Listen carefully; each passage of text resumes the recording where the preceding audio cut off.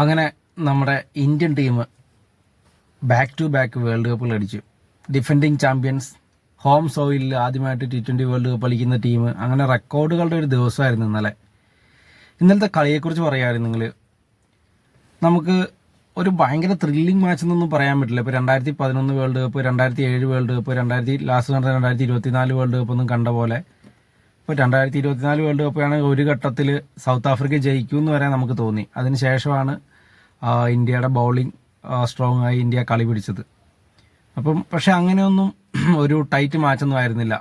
India bat ചെയ്ത first half, ഇപ്പോൾ ഒരു സിനിമയുടെ ഫസ്റ്റ് ഹാഫും സെക്കൻഡ് ഹാഫ് എന്ന് പറയുന്ന പോലെ ഫസ്റ്റ് ഹാഫ് അതിഗംഭീരമായിരുന്നു. സെക്കൻഡ് ഹാഫ് പാളി പൊട്ടീസായി. നമ്മുടെ ബാറ്റിംഗ് ന്യൂസിലാൻഡ് പവർ പ്ലേ കഴിയുമ്പോൾ തന്നെ അവർക്ക് കയ്യിൽ നിന്ന് പോയി. സഞ്ജു സാംസണും അഭിഷേക് ശർമ്മയും ഇഷാൻ കിഷനും കൂടി ചേർന്ന് മാമത്ത് ടോട്ടൽ എന്നൊക്കെ പറയുന്ന ഒരു ടോട്ടലിലേക്ക് ഇന്ത്യയെ എത്തിച്ചു. പിന്നെ എൻഡിൽ ശിവൻ ദുബെയുടെ ഒരു ക്യാമിയോ, ഇപ്പം നമ്മുടെ ഹാർദിക് പാണ്ഡ്യയും തിലക് വർമ്മയും നമ്മുടെ സൂര്യകുമാർ യാദവെല്ലാം റണ്ണ് കണ്ടെത്താൻ കുറച്ച് ബുദ്ധിമുട്ടി നിന്നൊരു സമയത്ത് ശിവൻ ദുബെ വന്നിട്ട് 8 ബോളിൽ 26 റൺ, ഒരു പെർഫെക്റ്റ് ക്യാമിയോ. ശിവൻ ദുബെ എല്ലാ ആവശ്യമുള്ള കളികളിലും ചെറിയ റൺസ് ആണെങ്കിലും ഇമ്പോർട്ടൻറ്റ് റൺസ് ടീമിന് വേണ്ടി എടുക്കാറുണ്ട്. പിന്നെ നമ്മുടെ ഫീൽഡിങ്ങിനെ കുറിച്ച് പറയുകയാണെങ്കിൽ അത്യാവശ്യം മോശം തന്നെയായിരുന്നു. നല്ല പെർഫെക്റ്റ് ഫീൽഡിംഗ് എന്നൊന്നും പറയാൻ പറ്റില്ല. കാരണം ശിവൻ ദുബെ നമ്മുടെ ഫിൻ ആലൻ്റെ ഒരു നല്ല ക്യാച്ച് മിസ്സാക്കി, ഹാർദിക് പാണ്ഡ്യ സാറ്റ്നറുടെ ഒരു ക്യാച്ച് മിസ്സാക്കി, അതുപോലെ തന്നെ നെക്സ്റ്റ് ബോളിൽ തന്നെ ഒരു ഈസി ആയിട്ട് പിടിക്കാൻ പറ്റുന്ന ഒരു 4 മിസ്സാക്കി. അങ്ങനെ അത്ര നല്ലൊരു ഫീൽഡിംഗ് ദിവസം ആയിരുന്നില്ല. പക്ഷേ ഇഷാൻ കിഷൻ്റെയും തിലക് വർമ്മയുടെയും ഭാഗത്തു നിന്നൊക്കെ നല്ല ഫീൽഡിംഗ് നമ്മൾ കണ്ടു.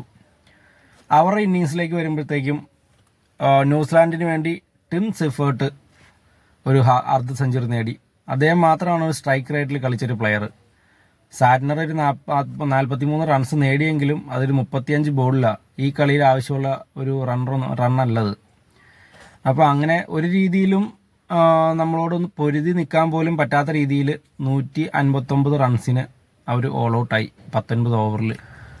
അങ്ങനെ ഒരു ഘട്ടത്തിൽ പോലും ന്യൂസിലൻഡിന് കളിയുടെ ഏതെങ്കിലും ഒരു സമയത്ത് നമ്മുടെ മുകളിലൊരു എഡ്ജ് ഉണ്ടായ നിമിഷമില്ലായിരുന്നു. കാരണം ടോസ് നേടി നമ്മളെ ബാറ്റിങ്ങിൽ അവർ വിട്ടു.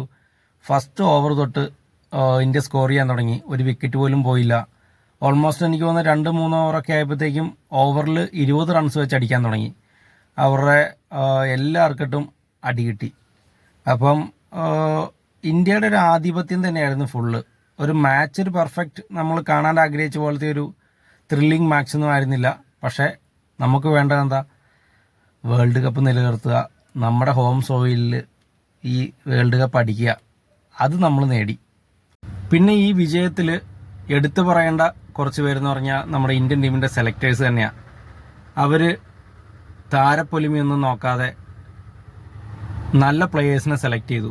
ഇപ്പം ഒരു മെയിൻ എക്സാമ്പിൾ പറയുകയാണെങ്കിൽ ഇഷാൻ കിഷൻ വേൾഡ് കപ്പ് ടീമിൻ്റെ ചിന്തകളിലേ ഇല്ലായിരുന്നു.